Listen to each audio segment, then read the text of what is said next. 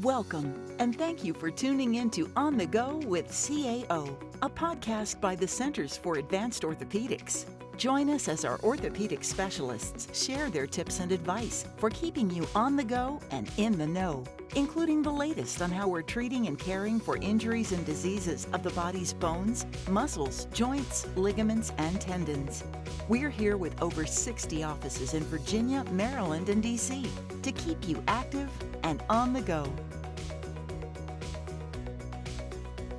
Welcome to On the Go with CAO. This is the first of two sessions we have for the foot and ankle section of our podcast. As you are aware, there are multiple podcasts that are going to be broadcast by the Centers for Advanced Orthopaedics around the Washington, D.C., Maryland, Virginia area, trying to inform you, the patient, regarding the newest techniques and surgical procedures involved in orthopedic surgery. We have an excellent panel with us today that represents Northern Virginia as well as Maryland. There are other foot and ankle specialists in the Centers for Advanced Orthopaedic around the DC metropolitan area. You please can refer to our website, cfaortho.com, where you can look underneath the specialties in the foot and ankle and find various physicians. We'll start first with more of osseous, that means bone issues that plague our patients as they come to office. The one we will start with is probably one of the most common issues that all of us see when they come into the office. We'll start with bunions. Steve, can you tell us about bunions, how they come in, how people come into you, their age, typical age, and what they're really looking for? And So I get questioned a lot about bunions. And I think that there are two populations. One population have bunions that run in the families. So mom had it, grandma had it, aunts had it, and it's a congenital problem. And I think the second population are people that wear very tight shoes. You know, it's interesting, if you look at societies around the world that don't wear shoes in other countries, they have a very low percentage of bunions in their population. are there other reasons you think that may bring about other than just cultural, environmental, like the way people wear shoes, other reasons why people might get it? Again, I think it's. I think some of it there is a congenital problem. So it runs in families, and they're born with a bunion. Those are more difficult problems to deal with, but that's definitely prevalent. And we do see a lot of young patients who never wore high heel shoes, for example, or high heels where they squeeze their toes together, and they have bunions that they were born with or they developed as they grew. So typically, would you say they come in painful, not painful, or how do they present? Yeah, I think by the time they get to our office, pain is usually their primary complaint. Whether it's when they wear shoes and they have a hard time finding shoes, and they're trying to jam their foot into a shoe, and unfortunately, a lot of these feet have very wide toe boxes. So in other words, their bunion causes their forefoot to be very wide, but their heel is very narrow, so they have a very difficult time fitting into a shoe. Okay. So pain, I think, is the primary reason why people seek surgery. And also, there is a certain bout of cosmetic aspect to it as well. I mean, they don't like looking at their feet. They're embarrassed of their feet. They can't wear the nice shoes that society wants them to wear. So I think it's both. So, I mean, you hinted to a little bit more of gender, I noticed there, something like that. I'm asking one of the guys, something like that. If you guys know, is a predilection more for women than it is for men? That definitely come in with the forefoot bunion deformity. Definitely, and it speaks to shoes and the involvement of shoes, because most men's shoes are wide, wide in the toe box, and don't contribute to deformity like women's shoes historically do. All right. So let's go back to Steve. So they come in, they're seeing you. Of course, you take an intake history and get all their information and stuff like that. We'll say there's somewhere between ages 25, 45, 55, somewhere around there. I think that's fair to say. It's fair. Middle age. Middle age. Yeah. And then they want to proceed. Now, there are a plethora, let's say, of bunion surgeries. So in today, at this point right now, what would you suggest to them that the type of surgery they should have? Now, let's divide it up. Let's say there's a mild deformity, which you can describe. I'll let you describe that, versus a moderate deformity, versus something that's very severe, like really, really complicated, that is not correctable. And if you could explain that to our audience so they can understand what's mild, moderate, and severe, and how you would approach that. Sure, I'd be happy to. I think the first thing we should discuss is the general approach and the fact that sometimes surgery isn't even needed for many patients. So what I do, I have a funny saying that's very simple, but there's a lot of truth to it. You can either change the shape of your foot to fit a shoe, or you could change your shoe to fit your foot. Right, very simple, but there's truth to it. So if somebody is willing to change their shoe and they're willing to have some patience and go shopping for shoes, which many people don't mind shoe shopping, many times they can find shoes that fit them. So what I have people do often is for them to stand on the floor on a piece of paper, and we just outline the shape of their foot. And people are shocked about what their foot looks like and profile and outline and how wide their toe really sticks out. And then I have them take their shoe and I put the shoe on top of this picture of their foot. And they see that the toes are wider than their shoe. And they're like, man, doc, that's unbelievable. This shoe doesn't fit me at all. I'm like, yeah, no kidding, your shoe doesn't fit you. I think as number one, I think as we get older, our feet changes sizes. I think at the end of the day, our feet get more swollen. So if you go to a shoe store at the beginning of the day and your foot is narrow, but by the end of the day it's swollen, well, your shoe's not going to fit if you're buying it at that time of the day. So having said, let's put that aside and let's assume they've been through shoe changes and they've found the most comfortable shoes they can get, and they still can't get comfortable. And they're like, doc, I really want this bunion fix. It's driving me crazy. So the second part of the evaluation of the workup is just to do an examination and see if there's other things going on, like arthritis, fractures, things like that. And we look at x-rays as well. We get standing radiographs of the foot and we look at the angles. And to differentiate between mild, moderate, and severe can be described either by x-ray findings. So there's different angles that we look at, the shape of the foot and where the deformity. So a bunion isn't a growth. Some people think that, they have this thing growing out of their foot, they're just going to shave it off. I think that's very old school teaching. And a bunion is not a growth from their foot. It's actually a crooked or a deviated bone. So we have to figure out how crooked, how deviated that bone really is to figure out how much we have to correct it and where we have to correct it and what surgery is needed. So it's tailored for each individual person.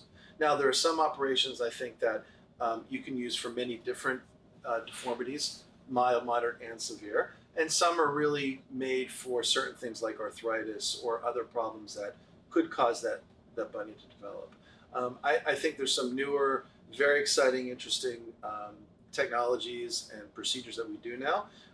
We're trying to go away from big incisions, big trauma, big surgeries that cause lots of pain and long-term recovery to smaller, minimally invasive approaches, which is what I think is where we're heading in many areas. Please tell us more about that, about the new minimally invasive, and then we'll just point out to other guys about the traditional way of doing things and stuff like that. Yeah. Go ahead. So if we understand that a bunion is a crooked or a deviated metatarsal, we have to somehow cut the bone and straighten it.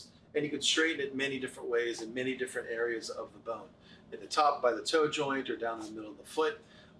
And traditionally when you cut a bone and you move it, you use a saw and you have to make an incision to open the skin and move the tendons and the nerves, everything out of the way. And the saw is used to cut the bone.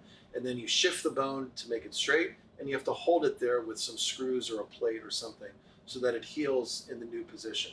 So a minimally invasive approach is doing the same exact thing, cutting the bone, shifting it, straightening it, holding it in that new position with screws, but doing it with a small little incision. So we're achieving the same results with little tiny incisions. And the reason we can do that is because there's new technology with different types of tools, like burrs, for example. So we can take a 2 millimeter burr, which is a very small little poke incision, almost like a dental drill.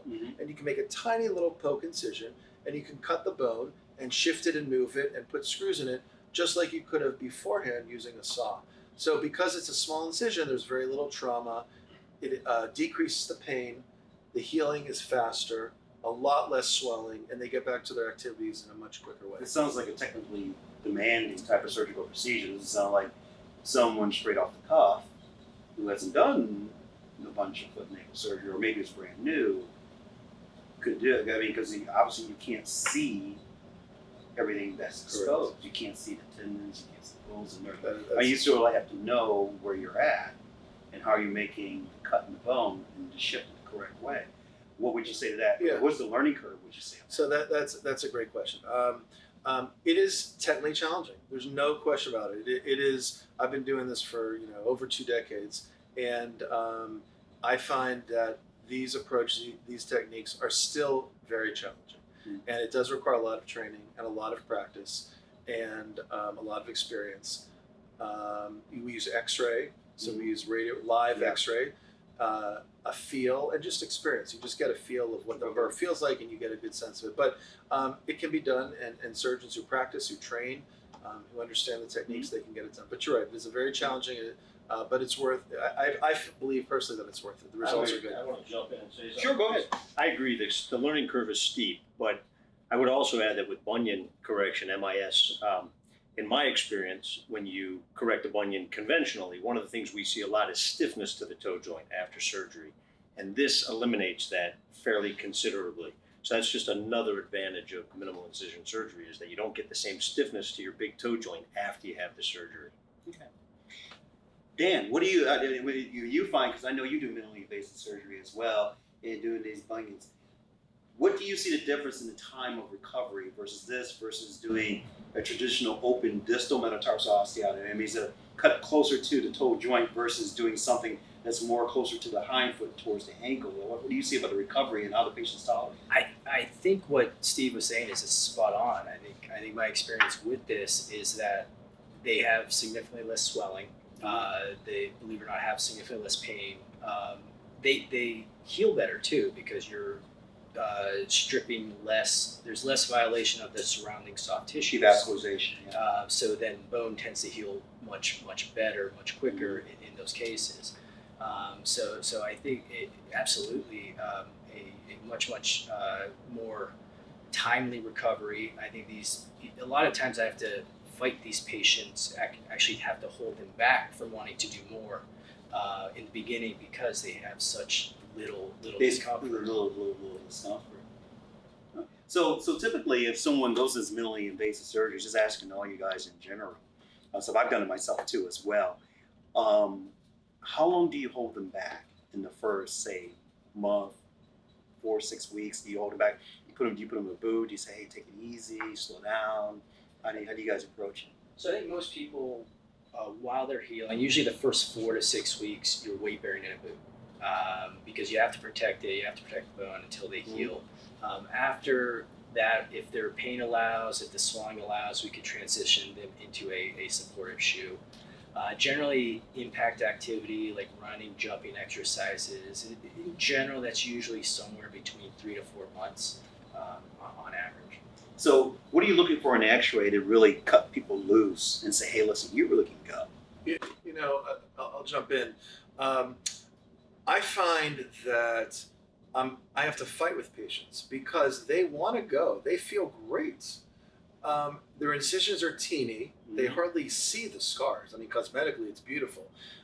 They feel great at 4 or 5 weeks, and they want to go. They want to put on their shoes, and they want to exercise, and they want to go back and play tennis and golf and whatever. So I try to slow them down a little bit, as Dan was saying, because we want the bone to heal. And the problem is, many times you don't see bone healing on an X-ray for the first 6, 8, even 12 weeks. And these patients at 4, 5, 6 weeks are feeling so good, they don't even want to come back to the office. They're like, Dr. Neufeld, I feel terrific.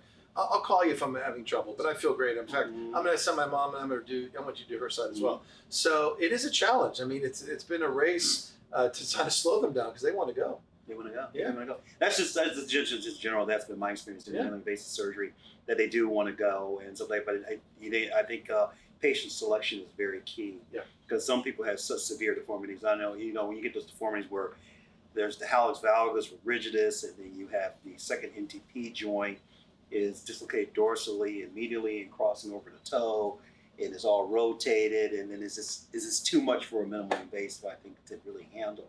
So I agree with patient selection. So that sounds like very very promising. So so in comparison, so you said that, and people get ready to go. Typically with our other type of procedures where we do the open incision, expose, we find that these people really turn around, what would you say, 4 or 6 months? It's a double time or 1.5 times longer? I would agree with Yeah, Will you agree with 1.5 that? times I would for agree. sure. Yeah. Okay. I'd agree. What would be your biggest concern with this minimally invasive surgery? What are the things that you see could go wrong with this?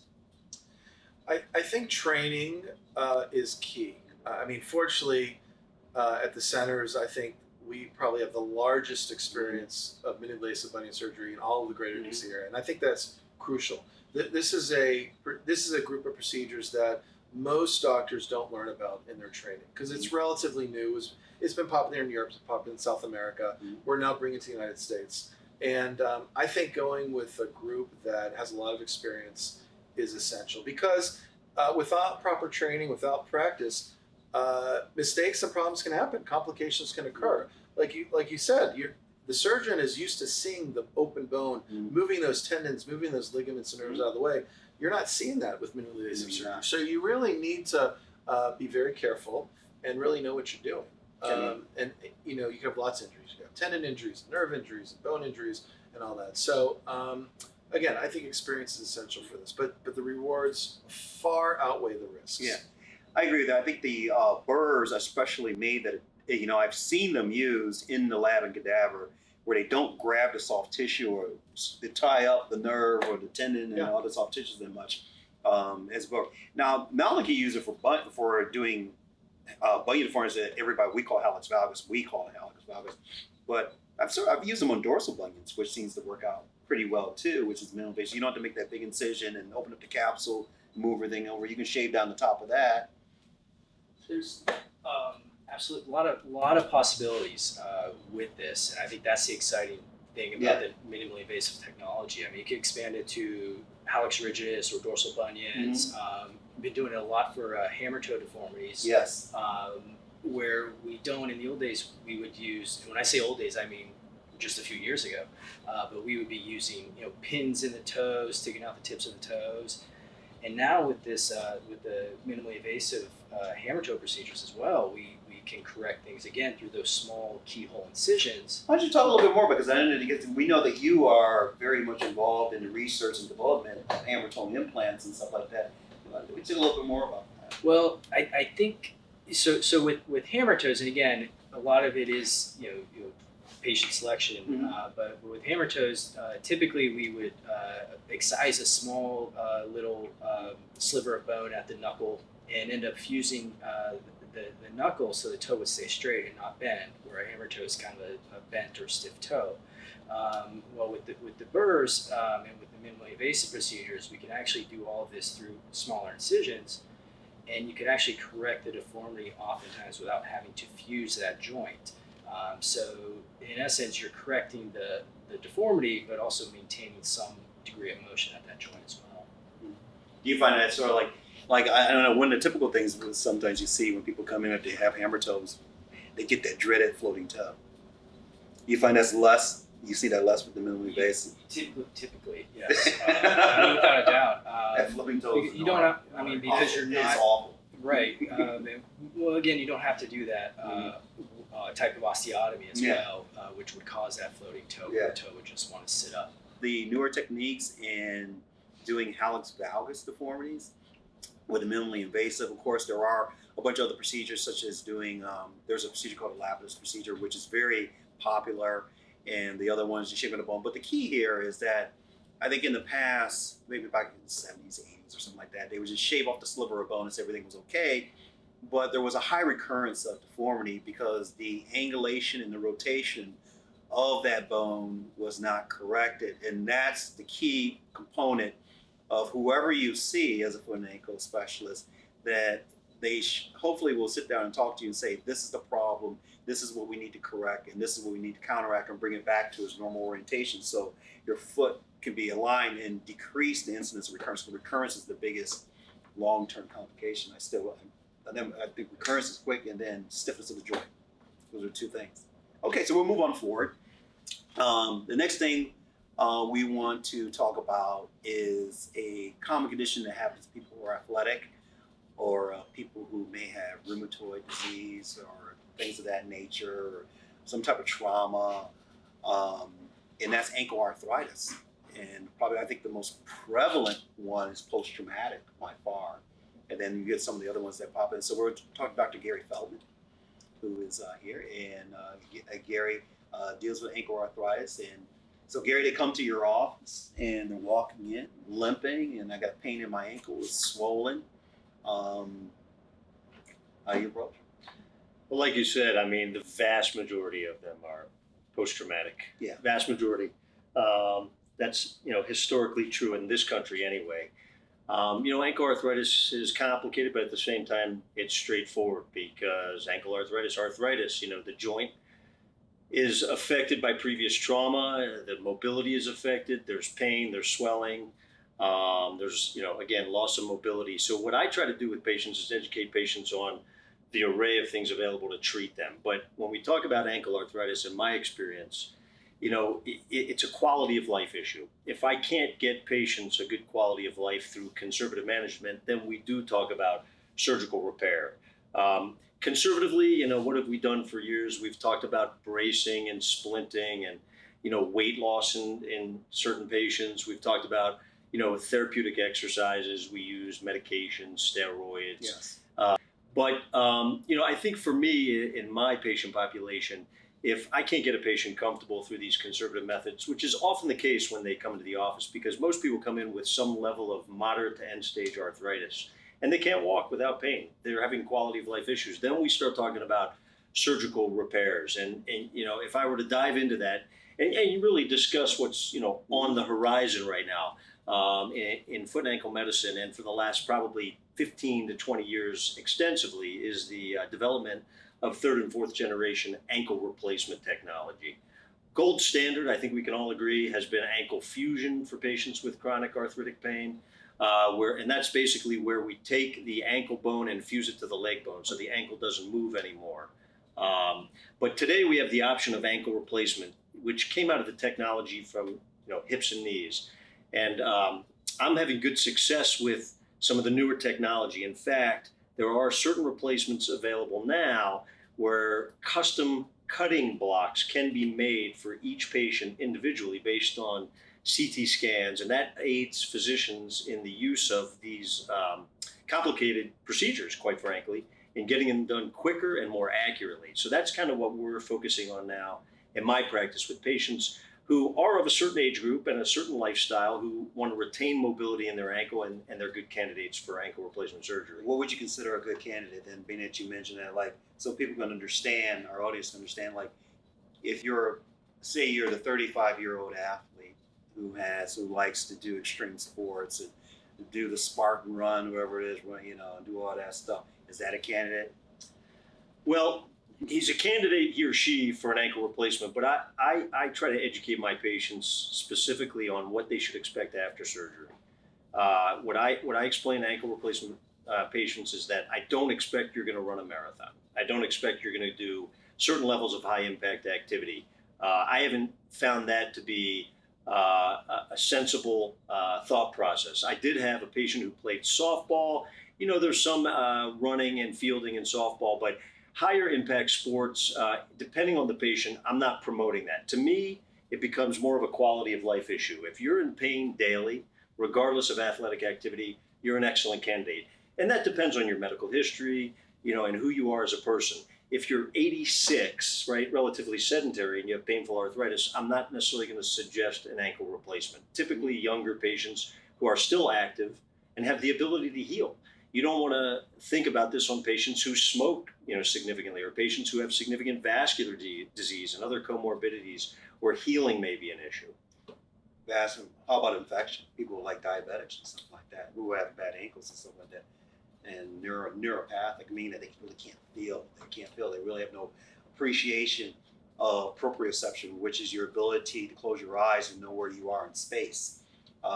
Agree. That patient population, that they're probably not great candidates. I agree. I think it comes back to expectations and what you're trying to do for somebody. And there are alternative means to help people besides ankle replacement surgery. But I think we can all agree that we're seeing, a lot more patients come in with the knowledge of ankle replacements, and it gives us the opportunity to use this technology more and more, and we're learning more. At least I know I'm learning more each year that I do ankle replacement surgery and how patients respond. But diabetics, with comorbidities or diabetics who are uncontrolled are not always the best candidates. No, I agree. Would you all agree with that? I'd like to add a little Sure. to that. I agree with everything that Gary said. I would also say that more and more patients are requesting and expecting a better quality of life as they get older. Yes. I think past generations assume that when they get old and stiff, that's just life, and they got to sit and deal with it, sit in the rocking chair, and that's live out the rest of their days. I think today that's not acceptable anymore, and people want a high quality of life. They want to play pickleball when in their 70s and 80s. They want to be able to take a walk with their grandchildren. And ankle replacements are really giving these patients who before had no opportunities to do these things now a chance to live a relatively normal life. We're at the stage now that we can take most deformities, even very bad deformities, and make even custom ankle replacements. We have the technology, and we do this frequently down in our center, is we'll take a CAT scan of somebody's foot and ankle, and we will get a 3D printed custom ankle replacement that fits that person, where before you had no choice. They were stuck getting an ankle fusion and will have a limp for the rest of their life, and now we can give them back their mobility. Being that you mentioned it, I'm going to ask Dan. Dan, because I know you do a bunch of these ankle replacements, and you've done fusions like very much all of us is there like that. In comparison to the patient who gets the ankle fusion, both of them get rid of pain. Which is the happier of the two? It's a good question. I think the short answer, usually I feel like my ankle replacement patients are some of my happiest patients just because of the amount of pain relief, the amount of function. Having said that, not every patient is a candidate for an ankle replacement. So, and if they do have a fusion and a successful fusion, the ankle arthritis is so debilitating and so painful that an ankle fusion actually is a very good, successful procedure. The reason why I think, and I would argue that an ankle replacement probably is the new gold standard, or we're trending towards that direction. We know, an ankle fusion is a good pain relieving procedure. There are more functional limitations. The other thing, you lock up that ankle joint, so the surrounding joints, and there's lots of surrounding joints in the foot and ankle, they will take on extra stresses and become arthritic. Where ideally with an ankle replacement, you're maintaining that motion of the ankle joint and hopefully preventing that arthritis from developing.